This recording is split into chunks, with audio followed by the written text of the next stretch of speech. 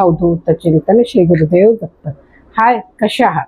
चला, आज ना बनवणार आहे ते मी सँडविच, झटपट सँडविच आणि अगदी कमी साहित्यातून बनतं। तर चला आपण लागूया तयारीला। ह्याच्यात मला लागणार आहे कांदा, टोमॅटो आणि कोथिंबीर आणि थोड्याशा ह्याच्यामध्ये हिरव्या मिरच्या कापून ठेवलेल्या आहेत त्या।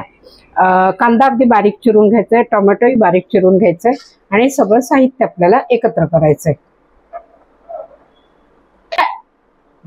आता ह्याच्यात मला लागणार आहे ते मीठ, साधारण 1.5 चमचा मीठ घालून घ्यायचंय आणि लागलं तर पुन्हा घालता येईल। आणि हे चीज मी किसून ठेवलेलं आहे, ते किसे मी ह्याच्यात घालणार आहे।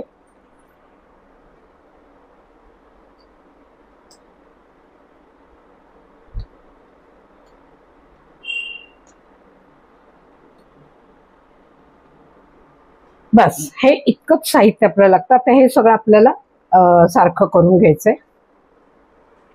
ह्याच्यात आता थोडं खाऊन बघायचं, मीठ जर कमी वाटलं तर पुन्हा घालून घ्यायचं, चीजही जर कमी वाटलं तरी घालता येईल। थोडं खाऊन बघायचं, मीठ जर कमी वाटल्यास घालता येईल। थोडंसं मीठ लागणार आहे आणि चीजही आपल्याला लागेल। बस किंचित मीठ घालायचं, चीजही लागेल। चीज जरा भरपूर घातलं ना की सँडविच फार छान बनेल।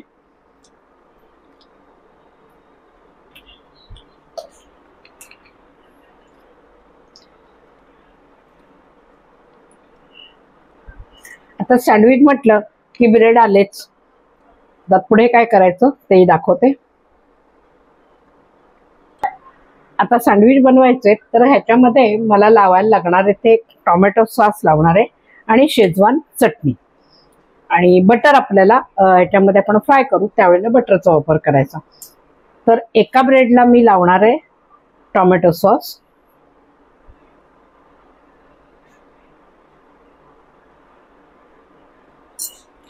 आणि एका ब्रेडला लावायची आपल्याला शेजवान चटणी।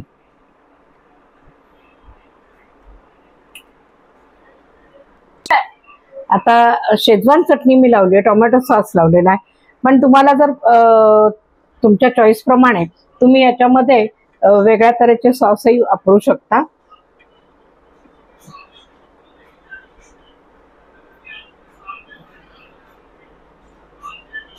किंवा तुम्ही हिरवी चटणीचा वापर केला तरी चालेल, किंवा दुसरा कुठला स्पायसी सॉस तुम्हाला आवडत असेल तर तोही तुम्ही ह्याच्यामध्ये वापर करू शकता। आता हे दोन्ही ह्याच्यामध्ये करायचे आणि आता आपल्याला फ्राय करायला लावायचे। आता इथे मला गॅसवरची हे सँडविच आता बनवायचे, तर गॅस अगदी मंद ठेवायचा, वाढवायचा नाही। आणि आपलं टोस्टर सँडविचचं हे आहे भांड, ह्याच्यामध्ये आपल्याला थोडंसं इथे बटर घालून घ्यायचंय आणि हे आपण ह्याच्यात ठेवून आपल्याला ते फ्राय करून घ्यायचंय। ह्यालाही वरनं असं बटर लावायचं, म्हणजे इथून जे आपण झाकू ना त्यावेळेला इथनंही छान फ्राय होईल त्यात व्यवस्थित।